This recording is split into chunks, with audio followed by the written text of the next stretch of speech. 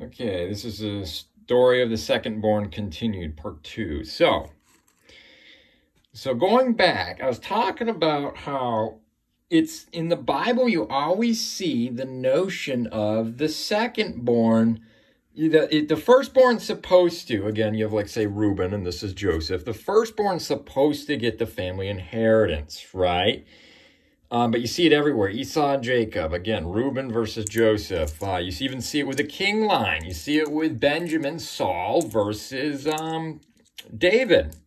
What's the difference? And David was always also from Judah versus Benjamin. What's the difference? You see this over and over again. It's one deserves it versus one's the de facto.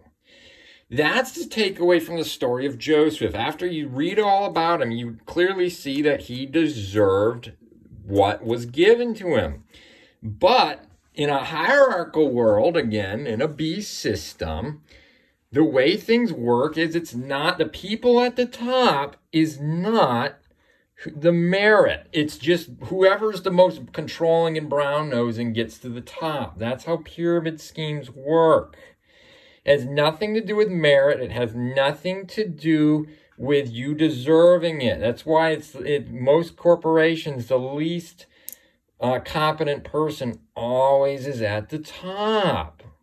I mean, everybody knows this. If you've been in a corporation, you're very familiar with how this actually works in corporations. Merit and knowledge and who you are means nothing. And that's the thing. And most likely, seems like the smartest people are typically the ones who earn absolutely the least amount of money.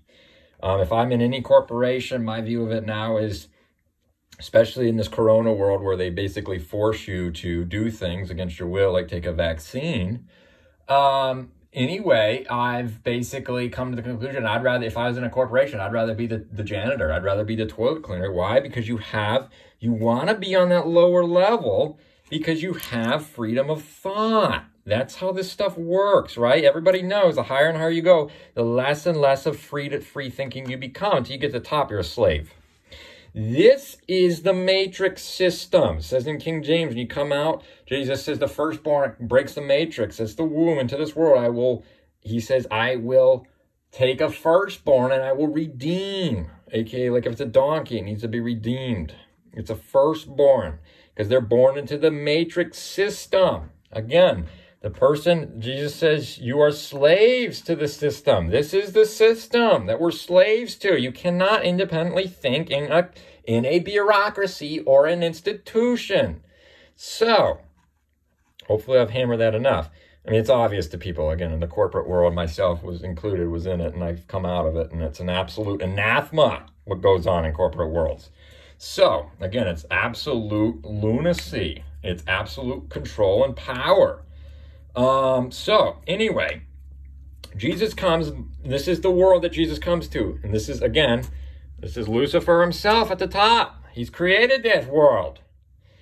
So Jesus comes and says, hey, we got a new order, a new world order per se. And Jesus says, we're going to do it a horizontal relationship now. We're going to do it person to person. We're not going to rely on institutions. We're going to rely on relationship. That's the horizontal. That's a big problem to the devil because they've created a whole kingdom based on brown-nosing.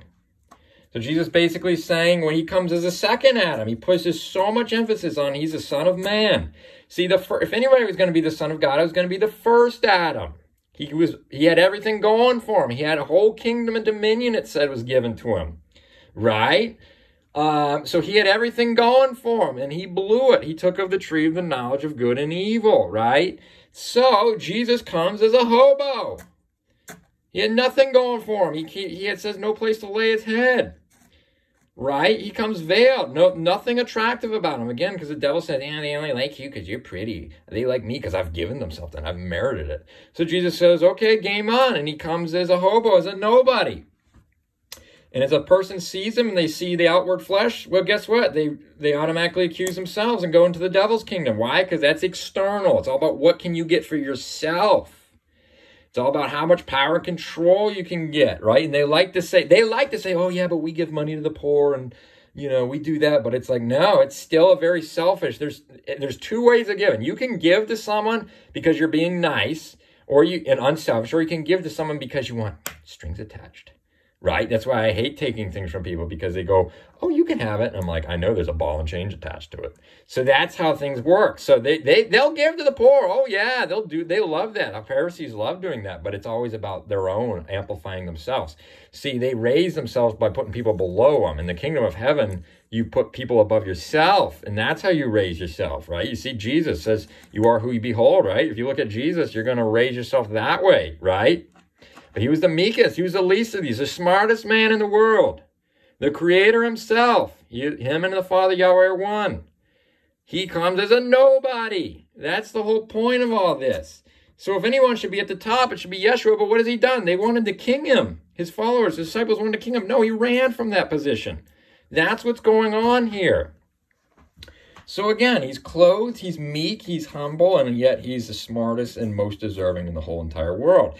That's the notion of the firstborn versus the secondborn. The firstborn's supposed to get Adam. Adam was made perfect. He blew it. Okay, then the second Adam comes, the Son of Man. The Jews, again, they had a problem with Jesus saying he was the Son of Man. See, if he said he was the Son of God, they had no problem, because according to them, they were the Son of God. They were in the line of Seth and Adam, right? So when Jesus says he's the Son of Man, I mean, he's basically equating himself with the Gentiles almost at that point. That's why they hated him. Because he's basically saying, no, I'm not one of you guys. I'm the Son of Man. That was his favorite saying. He's one of us. And I want to put emphasis. He's one of us. He's not this big God in the sky, this old man. That's what everyone thinks of Jesus and God. See, they have no problem with it because, well, in a hierarchy, well, you don't care because it's just, who cares? He's the oldest guy is at the top because he was their fault. That he was there first. See, that's what the devil was accusing Jesus of in heaven. Oh, you're only king of us because you were firstborn of God. You didn't merit it. So Jesus goes, game on. So he comes, and he comes the least of these. See, now he's got the merit going for him. See, now the devil's eating his own words.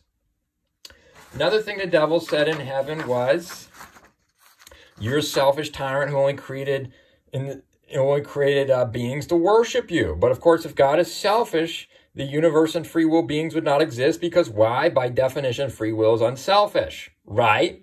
So this is the catch-22. This is Haman's noose that he prepared for himself. If the devil was right and God is a selfish tyrant who only wants worship, guess what's going to happen? The whole universe would crumble in chaos and be lost forever. If the devil was wrong, so the devil dies. The devil was wrong, the devil and his followers would still die. You see what's going on? The devil wanted to kill the Godhead. That's really what was going on. Because again, he thought he was tying God's hands behind his back and he thought he put him in a corner, but in reality, he put himself in a corner. Again, I can't stress this enough. That's why Jesus says the Father and the Son accuse no one, but you accuse yourselves. They're already accused. He says, I don't come to condemn the world, but to save the world, for the world's already been condemned, essentially. Why? Again, because if you look at Jesus and say you don't want it, then you're automatically going into the hierarchy, right? So that's what's going on here. So then, and again, God is an all-powerful, omnipresent, omnipotent creator, right? So another thing the devil said is, hey, you've got us all locked here. This is eternal kingdom up in heaven. This is before the fall. We're a bunch of slaves. That's what he said, right? So he says, you use your power, your all-powerful powers to trap us. So God goes, okay, we're going to do this way. We're going to do it your way. So God cannot use his supernatural powers because if he does, he proves Satan's accusations correct. Again, Satan's the accuser of the brethren. So let's say Jesus came and he sinned. Let's say he broke one little commandment. If God raised him anyway, even if he sinned, the devil would be proved right. The standard is too hard for everyone. God was a hypocrite and the universe is destroyed. Because that's what the devil's saying. Your 10 commandments, your standard was too hard for people to keep. So, if God raised Jesus just because of his son, like the accuser is saying, oh, he's only in charge because he's firstborn, it's just de facto, then, well, if God raised him anyway, then the devil would be right, and the whole universe in the Godhead would be lost forever. Well, if Jesus stayed in the tomb, say he sinned one little time, who would redeem the kinsman? Who would prove the devil wrong? God can't raise the dead by de facto because he would still be proven a hypocrite by the devil. That's the whole argument of Jude, where he's talking about the body of Moses. It hasn't been paid for yet, right? All Jesus says was, the Lord rebuke you.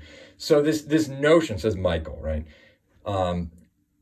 And then in Daniel 12, you can see that that's Jesus, your prince, talks about. So basically, the concept is that God has his hands tied behind his back, and he cannot overpower free will in certain circumstances, because if he does, he proves the devil's accusations right. So God's got his hands tied behind his back in that instance. That's why God's a judge. It says you can see that. You have Jesus is our attorney, if you will. He's our defendant, and the devil is the accuser. So God is impartial. He has to be impartial, because if he's partial, then the devil would be proved right. So God can't just be like, oh yeah, he'll look at fallen people and go, yeah, more the merrier in the kingdom of heaven, for sure. But he's like, I can't force their will, right? They have to come out of this hierarchy that the devil's created. And again, they prove the devil's accusation right if they stay in it. So that's the whole concept with this hierarchy that we're stuck in, called the matrix. God cannot force himself, because if he does, the devil is right. So the devil's got us all more or less held hostage right now. That's what's really going on. It's more of a hostage situation than a bondsman situation. If you come out, you can be very heavily persecuted, right? By the world, friends and family alike, right?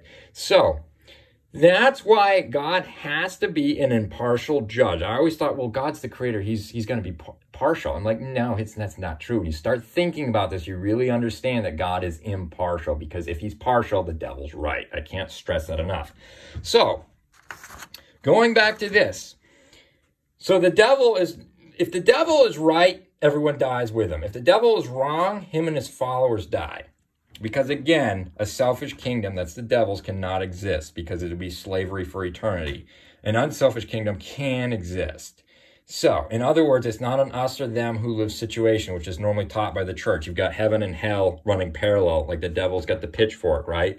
It can only be one kingdom for eternity. So, that's why sometimes people will think, well, God's just being mean. It's like, no, they've chosen it themselves. That's the thing. That's the whole point. And again, it's only one kingdom. It's the remnant who survives. It's not an us or them. It's only one. It can only be that way. So again, if Jesus came, this is the thing. There's other angels watching in heaven, right? If Jesus came when he slipped up and he died, let's say he sinned. He was obviously without sin, but let's say he did sin. Again, God's stuck in a corner because he can't raise him, because if he raises him, the devil will be proved right. If he leaves him in the ground, who would prove the devil wrong? See, that's the catch-22. So if God raised him, then the angels in heaven, as long as the people on earth would see that God's a hypocrite. And they would see that the devil's actually right. See, that's the catch-22. That's the irony. If the devil was right, we're screwed. If the devil is wrong, he's screwed and his followers. So, again, God's character was on the line when this happened. That's what's really going on. The character of Yahweh was questioned by the devil. Again, there's a lose-lose situation for the devil. That's what's so interesting. That's what's so fascinating / the irony. It's a Greek tragedy. That's it's pathetic, right? So that's really what's going on. So, and that's the gallows that Haman made, the prince of Persia, Daniel 10, that was Haman, or the devil. He made for the Jews, but he really made it for himself. It's like a suicide bomber. Again, they're taking out the 72 virgins. Who is that? It's the priesthood of the nations, the 72. Yeah, he gets the 72 and he's trying to kill them. So the devil is trying to kill God and his son forever. That's really what's going on. So then, it's like a suicide bomber taking out everyone with him rather than just himself. Again, it's not two kingdoms going in parallel forever. It's just one. So again, I can't stress this enough. If the devil was right and God is a hypocrite and a tyrant, then the Godhead would die forever. And the whole universe would collapse into ruin. See, Jesus died the second death on the cross. Meaning it wasn't just the first death, it's the second. So if Jesus failed, say he failed in the wilderness, then he couldn't be raised, and the Godhead would be proven hypocritical from the devil, and the Godhead would be lost forever. That's how serious this is. It's not a small little thing. No, Jesus literally risked his life, his eternal life. says of Moses, Moses says, blot me out of the book of life for the transgressions of the children of Israel. That's what Jesus said. He says, if you want to follow me, you have to risk this life. Think about this life and the next one. You can't care about eternal life, because if you do, you're being selfish, and the devil is the one, you're falling into the devil's camp. So Jesus says, you know what? Without love, without the agape, without the horizontal, heaven for eternity be worthless. So he risks everything, and he comes down and plays the quote-unquote devil's game. That's what the devil did. He put Jesus and God in a corner. It's really what's going on. It is crazy. That's how serious this is. I might have to do another one explaining the whole second death idea.